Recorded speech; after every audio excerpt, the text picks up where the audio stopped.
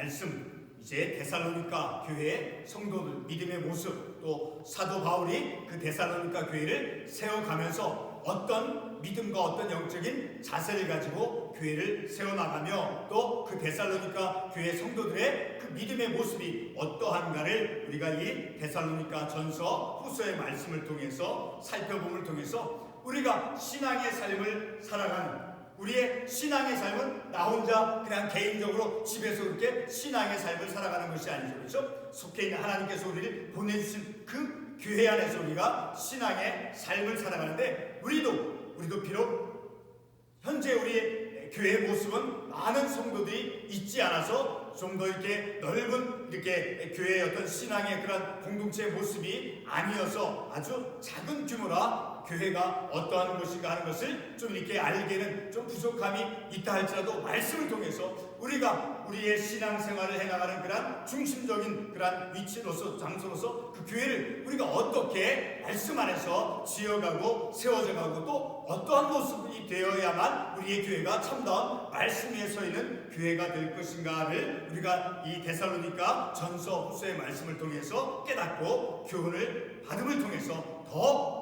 마치 우리의 가정을 늘 말씀 안에서 건강하게, 엄마 아빠가 건강할 때 자녀들이 건강하게 자라갈 수 있죠. 그렇죠? 엄마 아빠가 건강하지 못할 때 반드시 어떤 어려움이 생기죠. 그렇죠? 어려움, 경제적인 부분이라든가 다른 어떤 정서적인 부분에 있어서 어려움이 생기죠. 자, 그러나 건강할 때 비록 이 경제적으로 이 가난하다 할지라도 마음과 또 몸과 정신이 건강하면 그런 경제적인 어려움이, 경제적인 가난함이 우리의 삶의 어떤 장애를 만들어내지 않죠. 극복할 수 있다는 거죠. 자, 그래서 오늘은 이제 마지막 시간으로 오늘 말씀에 대한 제목, 우리가 본문 5절 말씀 상반부에 보면 주께서 너희 마음을 인도하여, 자, 오늘 말씀에 대한 주께서 우리의 마음을 인도하심. 자, 하나님께서는 우리의 마음을 인도해 가셔서 어떤 목적을 향해서 궁극적으로 어디에 이르도록 하기 위해서 하나님께서 우리의 마음을 인도해 가시는가 5절 하반부에서 말씀해 주고 있죠. 주께서 너희 마음을 인도하여 하나님의 사랑과 그리고 그리스도의 인내에 들어가게 하시기를 원하노라. 하나님께서 우리 모두를 어린 사람이나 젊은 사람이나 나이가 들은 사람이나 모든 하나님의 사람들을 하나님께서 인도하실 때 적어도 오늘 우리가 읽은 이 본문의 말씀에 의하면 하나님이 우리의 마음을 인도하시는데 어디를 향해서 또 어떤 목적을 향해서 목표를 향해서 인도해 가시는가. 오늘 적어도 이 우리가 읽은 한 구절 말씀에 의하면 우리를 인도해 가심은 하나님의 사랑과 그리고 그리스도의 인내에 들어가도록. 자, 예수님께서 십자가에서 못 박혀 피 흘려 돌아가실 때 물론 그 아픔을 다 참으셨고 그리고 그 전에 모든 여러 가지 어려움이 있을 때도 주님께서는 인내하셨죠. 자, 그런 인내, 우리가 이 땅 가운데서 삶을 살아가면서 인내해야 될 때가 얼마나 많이 있는지 몰라요. 근데 우리가 참고 인내하고 하는 것은 그냥 내 마음을 그냥 옛날에 우리 한국 가정에서 엄마나 할머니들이 이렇게 그냥 생각을 참고 먹고 싶은 거 안 먹고 그렇게 참는 그러한 인내심이라기보다는 말씀을 가지고 말씀을 안에서 하나님의 말씀의 가르침에 따라서 참고 인내하는, 자, 그것이 곧 믿음의 열매의 모습이다 된다는 거예요. 자, 그러한 목적을 향해서 목표를 이루도록 하기 위해서 우리 주님께서는 너의 마음, 나의 마음, 여러분의 마음을 인도하신다는 거예요. 자, 근데 오늘 이 본문의 말씀이 이제 주어져 있는데 이 본문의 말씀, 이 전후 배경이, 앞에 배경이 어떤 상태에서 지금 이 말씀이 우리들에게 말씀해주고 있느냐. 자, 2장 1절에 보게 되면, 자, 주 예수 그리스도의 강림하심과 그리고 2절에 보면 중반부에 주의 날이 이르렀다고 해서 쉽게 마음이 흔들리거나 두려워하거나 하지 말아야 된다. 그러니까 주의 강림, 주님의 재림으로 인해서 이제 주님의 날이 이미 이르렀다고 하는 그런 주장으로 인해서 이 성도들이 이제 당혹스러움에 빠져 있다라는 거예요. 자, 동시에 그리고 그러한 어떤 종말의 신앙으로 해서 주의 날이 이미 이르렀다라고 해서 이제 그들의 신앙이 이제 요동하고 흔들리고 있다라는 거예요. 근데 그런 주님의 재림이 임한다, 그런 정말로적인 생각에 의해서, 믿음에 의해서 그들이 이제 마음이 흔들리거나 두려워해서는 안 된다는, 다시 말해서 주님이 재림하시고 주님의 어떤 그 강림하심이 있다 할지라도 현실의 믿음의 삶 속에서 바른 삶을 살아갈 것을 이제 사도 바울은 말씀하고 있다는 거예요. 그것을 우리가 어떻게 또 어느 부분에서 알 수 있는가? 3장 특별히 이제 6절 이하에서 보면 이제 사도 바울이 경제적인 삶에, 자신의 경제적인 삶 속에서 그가 어떻게 삶을 살아갔는가. 자, 8절의 말씀을 보게 되면 본문 8절에 자, 누구에게든지 음식을 값없이 먹지 않고 오직 수고하고 애써 주야로 일하면 너희 아무에게도 폐를 끼치지 아니하며 함이니. 자, 사도 바울은 자신의 어떤 필요라든가 그런 어떤 자기가 써야 될 어떤 것들에 대해서 다른 이에게 폐를 끼치지 않고 스스로 그것을 일하면서 그것을 얻고 삶을 살았다는 거예요. 결코 성도들에게 이 말씀에 의하면 다 아무에게도 폐를 끼치지 아니합니다. 이 말씀에 의하면 적어도 사도 바울은 자기가 필요한 것들을 이제 자기가 수고하고 땀 흘리고 노동하여서 그것을 얻어서 삶을 살아갔다는 것을 우리가 말씀을 통해서 알 수 있다는 거죠. 자, 그리고 또 이 부분만이 아니라 지난주에 우리가 보았던 본문의 말씀에서도 그런 말씀을 하고 있죠. 자, 우리 지난주에 보았던 말씀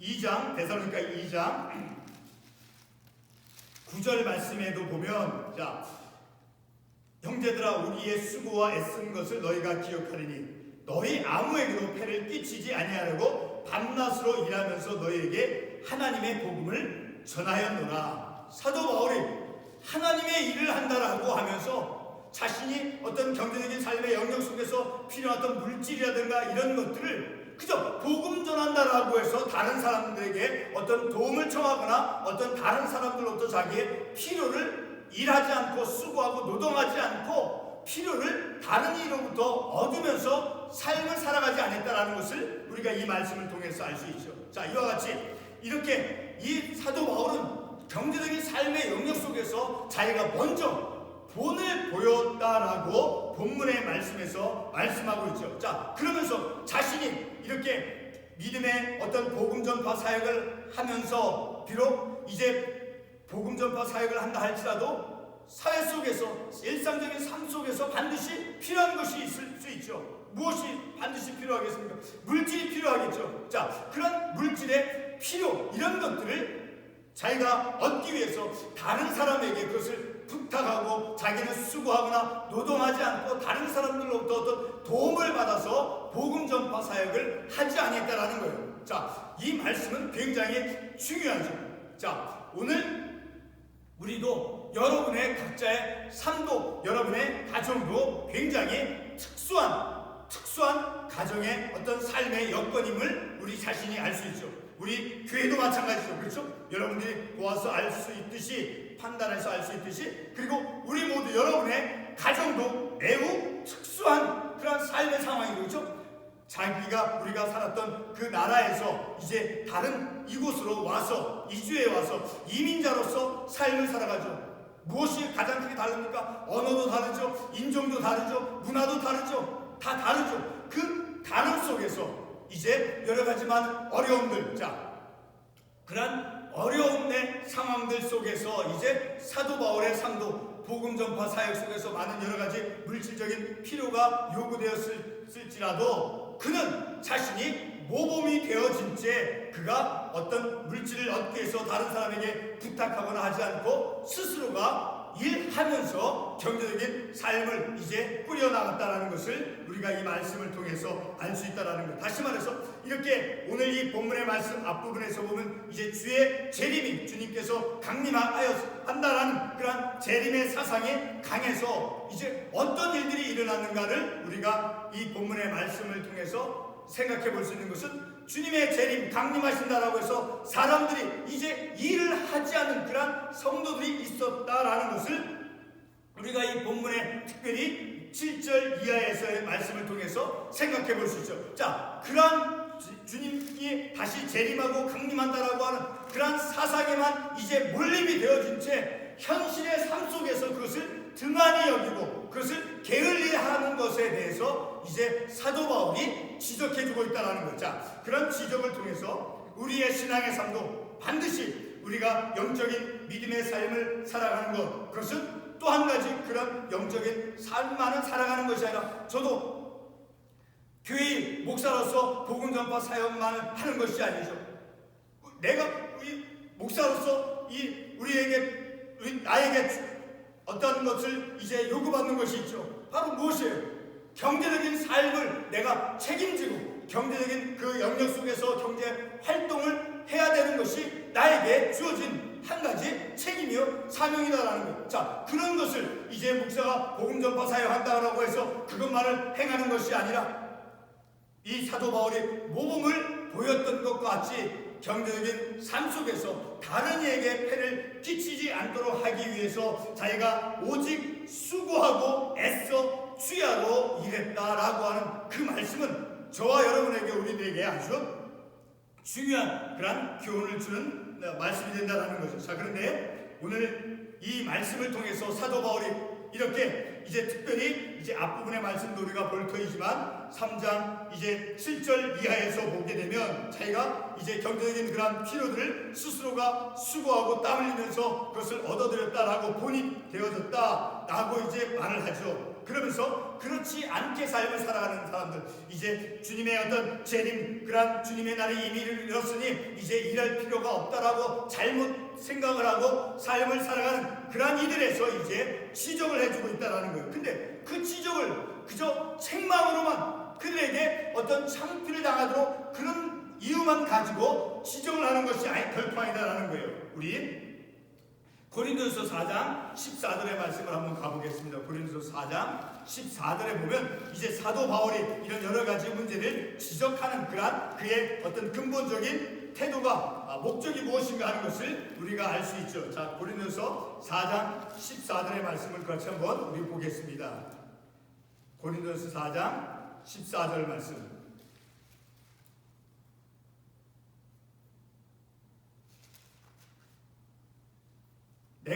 한번 읽어보겠습니다. 내가 너희를 부끄럽게 하려고 이것을 쓰는 것이 아니라 오직 너희를 내 사랑하는 자녀같이 권하려 하는 것이다. 자, 이 말씀은 이제 고린도 교인들의 어떤 그 교만한 모습들, 자, 그러한 것에 대해서 이제 사도 바울이 책망하고 지적하는 것은 그들이 게으르다고 해서 미워서 그렇게 하는 것이 아니라 내가 너희를 부끄러움을 주려고 그런 것을 지적하는 것이 아니라 오직 너희를 내 사랑하는 자녀같이, 내가 사랑하는 우리가 가정에서 우리의 자녀를 사랑하죠. 그렇죠? 그 사랑하는 자녀에게 어떤 것을 잘못하여서 혼낼 때 그 아이가 미워서 그냥 혼나서 그 아이가 잘못한 것에 대해서 창피함을 주도록 하기 위해서 혼을 내는 것이 결코 아니죠.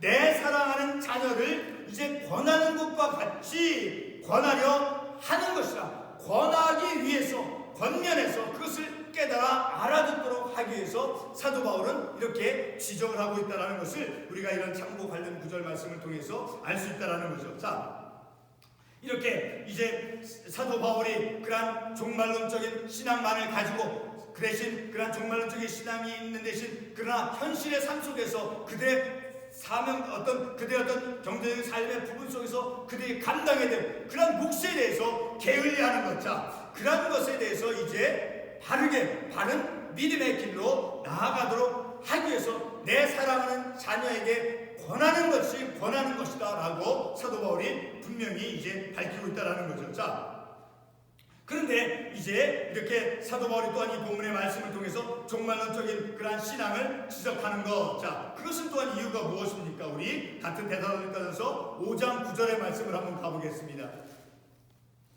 자, 데살로니가전서 5장 9절의 말씀을 보게 되면,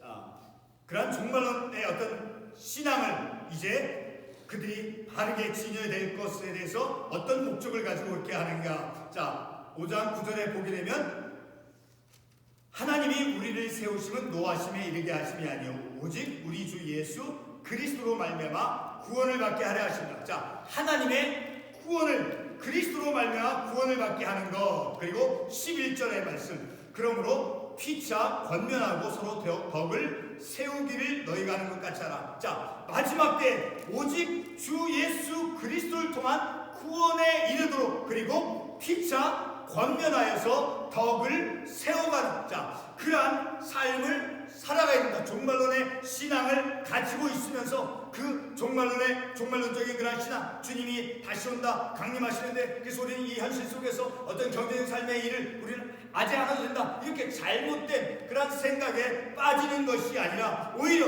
이제 그리스도를 통한 어떤 구원과, 그리고 서로 피차 서로 간에 권면하고, 그리고 서로 믿음의 덕을 세워나가도록 하기 위해서 어떤 종말론적인 바른 신앙을 갖고 삶을 살아가도록 이제 사도 바울이 권면하고 있다는 거예요. 자, 오늘 이제 이 본문의 말씀을 통해서 다시 한번 우리 본문의 말씀으로 한번 돌아와 보겠습니다.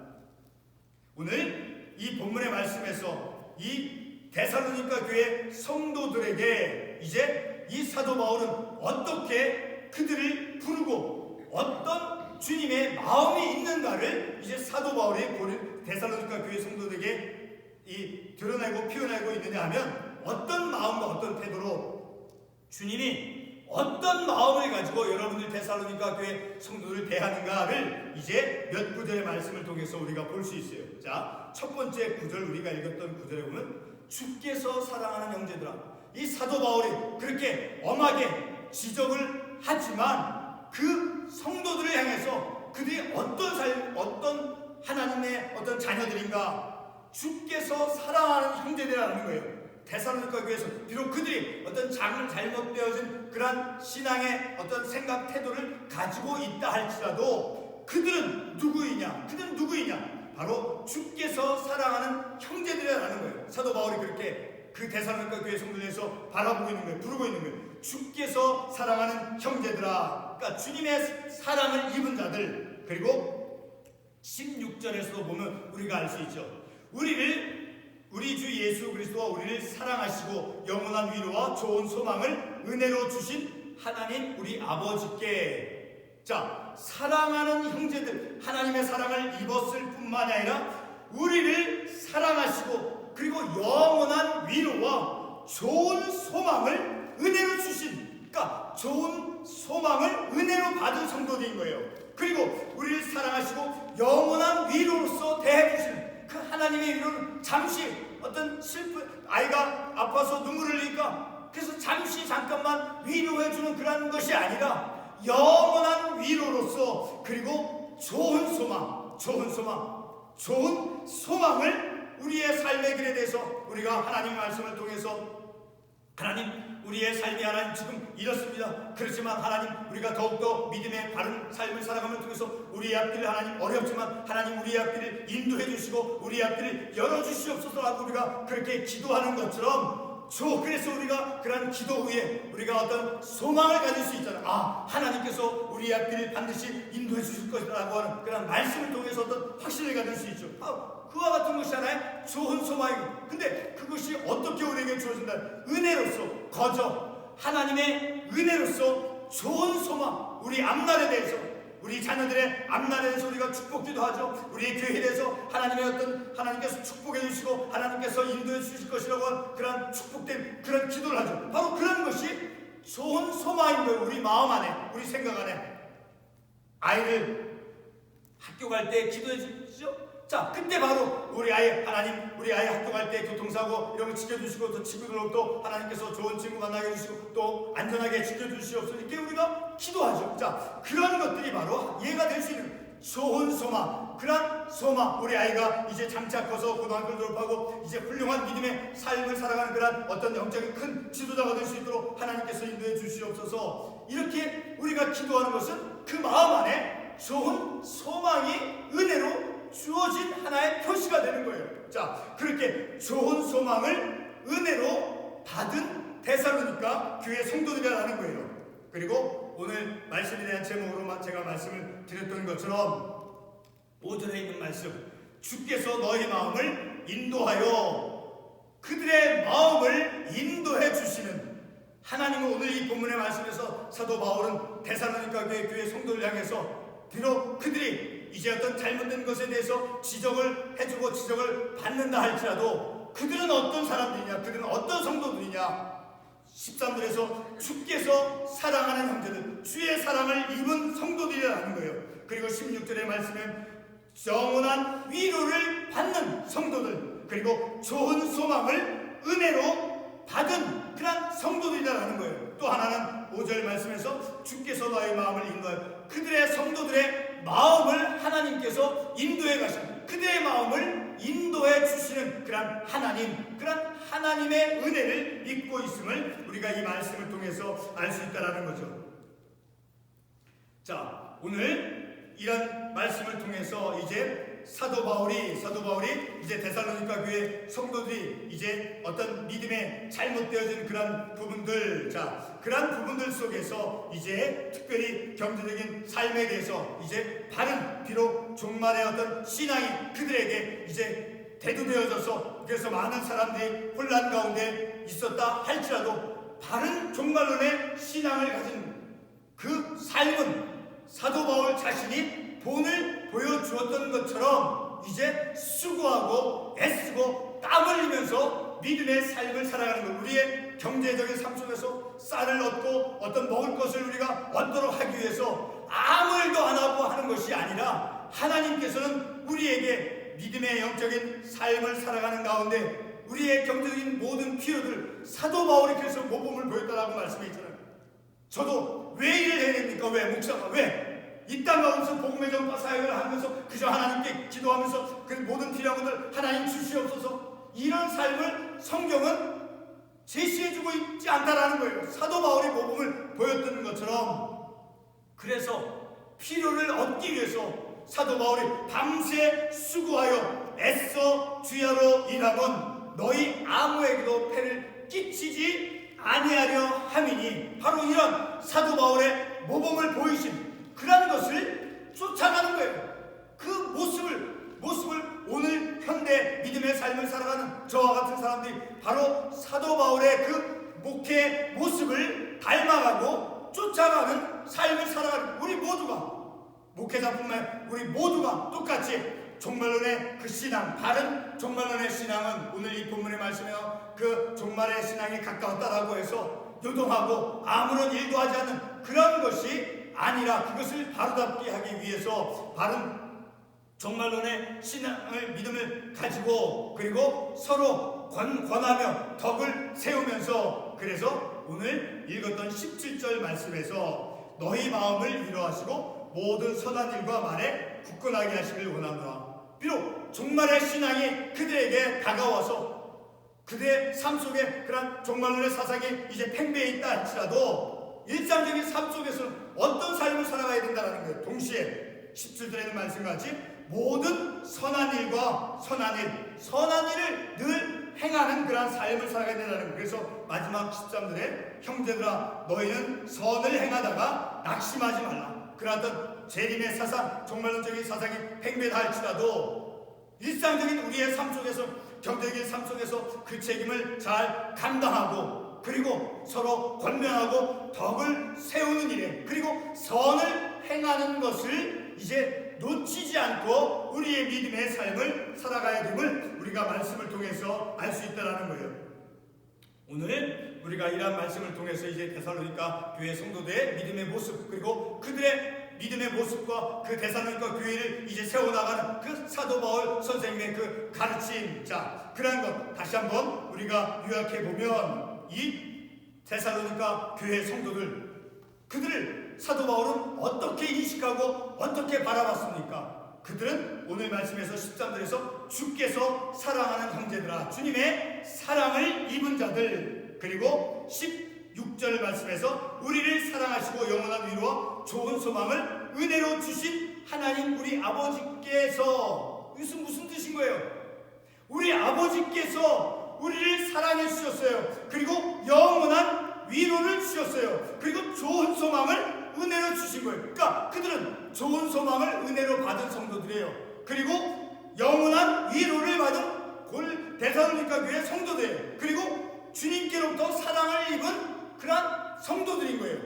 그리고 그들은 주님께로부터 그들의 마음을 인도함 받는, 하나님의 인도하심을 받는 그러한 성도들이라는 거예요. 자, 그러한 성도들에서 사도 바울은 비록 이제 어떤 지적을 그가 했다 할지라도 그러한 성도들에서 분명한 확신을 가지고 있는 것이 있어요. 그것은 바로 4절 말씀에 너희에 대하여는 우리가 명한 것을 너희가 행하고 또 행할 줄 우리가 주 안에서 확신하노니. 비록 이제 삶 속에 어떤 잘못되어지고 실수한 그런 부분이 있다 할지라도 사도 바울은 그런 데살로니가 교회 성도들 향해서 분명한 믿음의 확신이 있었어요. 무엇이라고 되어 있어요? 4절 말씀에서 너희에 대해 우리가 가르치고 우리가 교훈해 준 것, 그것을 너희가 행하고 또 행할 줄을 너희들은 반드시 주님 안에서 그 말씀대로 믿음의 삶을 온전하게 살아갈 것이다 라고 하는 믿음의 확신을 그들에게 가졌다라는 거예요. 그러니까 그들을 불신하고 지적하는 것이 아니라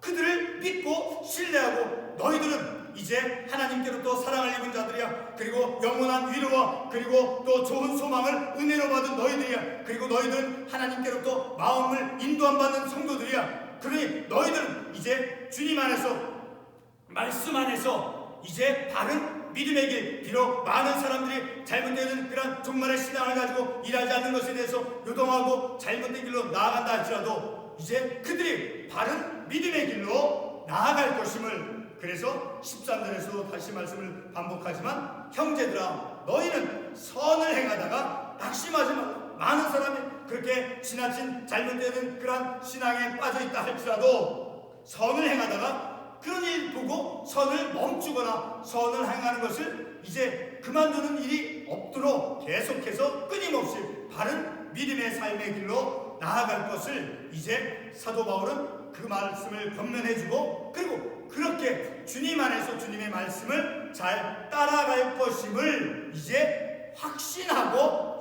데살로니가 교회 성도들 향해서 오늘 이 권면의 말씀을 주고 있다는 것을 우리가 말씀을 통해서 깨닫는다는 거죠. 자, 우리 한 군데 이제 참고 관련 말씀을 한번 보겠습니다. 이사야 30장 9절로 10절, 우리 지난주 주일 본 말씀의 그 관련 구절이죠. 이사야 30장 9절에서 10절 말씀.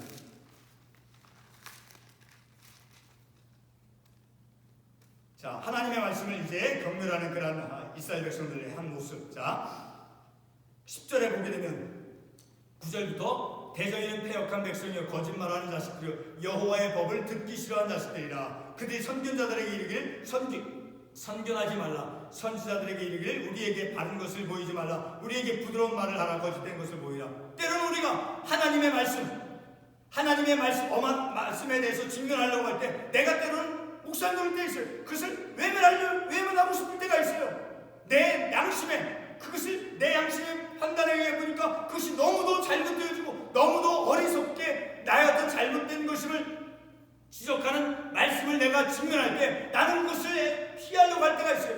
그러나 이 말씀과 같이 거짓된 것을 나에게 준 좋은 말씀, 그런 판단적이고 그런 나를 어떻게 정죄할 수 있는 그런 말씀보다 나에게 준 행운이 일어날 수 있는 그런 말을 전해달라고 이 이스라엘 백성들이 말하는 것처럼, 자, 그런 우리들의 안에 이런 모습도 있을 수 있을 거예요. 그러나 그런 거짓된 나의 거짓된 자아에 우리가 내 자신을 빼앗겨서는 안 된다는 것을 또한 우리가 말씀을 통해서 깨달을 수 있게 된다는 거예요. 오늘 우리가 이 말씀을 통해서 우리의 삶 속에서 사도 바울이 데살로니가 교회 성도들 권면하는 것은, 미워서 하는 것은 내 사랑하는 자녀에게 권하듯이 그 사랑의 마음을 가지고, 그리고 사도 바울은 자신이 모범이 되어진 채 모범을 보여주고 그들에게 말해주고, 그리고 그들에 대해서 믿음과 신뢰감을 가지고 사도 바울 선생님이 오늘 본문의 말씀을 데살로니가 교회 성도들에게 말씀해주고 있다는 거예요. 또 한 가지, 우리의 믿음의 삶은, 내 믿음의 삶, 목사라고 해서 교회 일만, 물론 그것이 목회, 내 목사님의 삶의 100% 전부 다 그 목회 일이 그 내 삶의 전부에 자비될 수 있어요. 그러나 우리의 삶의 상황이 어때요? 삶의 지금 이 현실이, 사도 바울, 오늘 본문에 있는 사도 바울의 그 목회적인 삶의 현실이 물질적인 필요가 있었음을 우리가 알 수 있죠. 그때 사도 바울은 어떻게 했어요? 다른 이에게 도움을 받지 않고 폐를 끼치지 않도록 하기 위해서 그가 스스로 노력하며 또 땀 흘리고 노동했다. 필요를 얻기 위해서. 우리가 우리의 믿음의 삶 속에서, 이 땅에서 우리가 삶을 살아가지고 얼마나 많은, 우리가 이 땅에서 삶을 살아가면서 경제적으로 지불해야 될 그런 일들이 얼마나 많이 있습니까? 그런 것에 대해서 우리는 이런 말씀을 통해서 내가 직면하는 거예요.